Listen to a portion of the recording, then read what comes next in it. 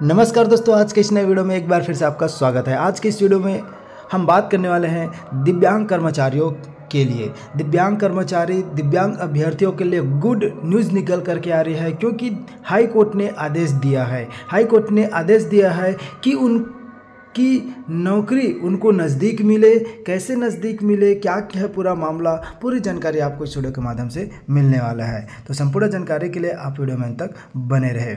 Chhattisgarh high court ने राज्य सरकार को अलग अलग विभागों में काम करने वाले दिव्यांग अधिकारी और कर्मचारियों की पोस्टिंग और तबादले के लिए नीति बनाने का आदेश दिया है।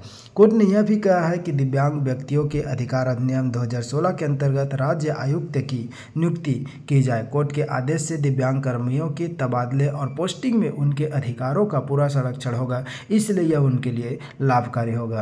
कर्मचारियों के संबंध में नीति बनाने का दिया है आदेश।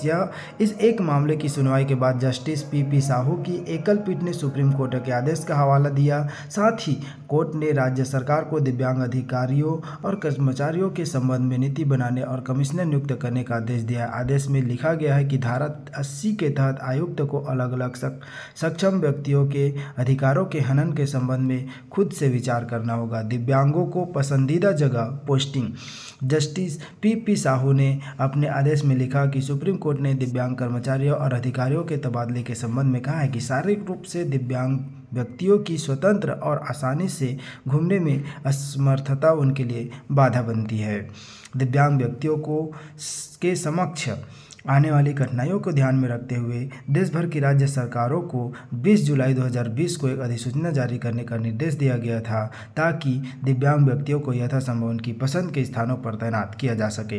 कोर्ट के आदेश के अनुसार दिव्यांग व्यक्तियों को दिए जाने वाले इस लाभ का उद्देश्य व अन्य बातों के अलावा दिव्यांग व्यक्तियों को ऐसी जगह पर तैनात करना है जहाँ उन्हें आसानी से मदद मिल सके, साथ ही उन्हें सरकारी कामकाज करने में किसी तरह की परेशानी न हो। घर के करीब पोस्टिंग। कोर्ट के आदेश में कहा गया है कि लंबी दूरी की यात्रा से बचने के लिए निवास से दूरी एक प्रासंगिक विचार हो सकता है। सरकारी आदेश के माध्यम से दिव्यांगों को जो भी लाभ दिया गया है उसे ऐसे नियमों और शर्तों पर लाभ प्राप्त करने के अधिकार के प्रयोग के अधीन करके नहीं छीना जा सकता है जिससे लाभ निरर्थक हो जाए।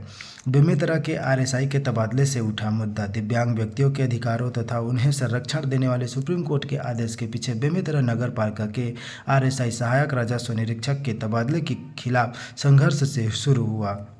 दरअसल सचिव नगरीय प्रशासन ने 12 सितंबर 2023 याचिकाकर्ता RSI का तबादला नगर पालिका परिषद कुम्हारे जिला दुर्ग कर दिया था। इस आदेश को उन्होंने 21 अगस्त 2024 को चुनौती दी, जिसके तहत उसे वर्तमान पद स्थापना वाली जगह से हटाकर स्थानांतरित स्थान पर कार्यभार ग्रहण करने के लिए कहा गया। याचिकाकर्ता के अधिवक्ता संदीप दुबे ने जस्टिस पी साहू के सिंगल बेंच में पैरवी करते हुए कहा कि याचिकाकर्ता को प्रारंभ में शारीरिक रूप से विकलांग दिव्यांग श्रेणी के नगर पालिका परिषद बेमेतरा में भृत्य के पद पर नियुक्त किया गया था। वह 70% चलने फिरने में अक्षम है, एक हाथ पूरी तरह से कटा हुआ है, खुद से विचार करना होगा। कोर्ट का कहना है कि दिव्यांग व्यक्तियों के अधिकार अधिनियम 2016 के तहत राज्य में एक राज्य आयुक्त की नियुक्ति की जानी चाहिए और धारा 80 के तहत आयुक्त को अलग अलग सक्षम व्यक्तियों के अधिकारों के हनन के संबंध में खुद से विचार करना होगा। राज्य शासन के अधिवक्ता का कहना था कि विवादित स्थानांतरण आदेश 1 वर्ष पूर्व जारी हुआ था और रिलीविंग आदेश जारी होने के बाद ही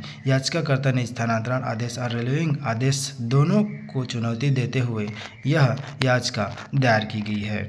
ऐसे मिली राहत। जस्टिस पी साहू ने अपने आदेश में लिखा है कि सर्वोच्च न्यायालय के निर्णय और याचिकाकर्ता की रिट याचिका में उठाए मुद्दों के मद्देनजर स्थानांतरण आदेश पर रोक लगाने के आदेश दिए गए हैं।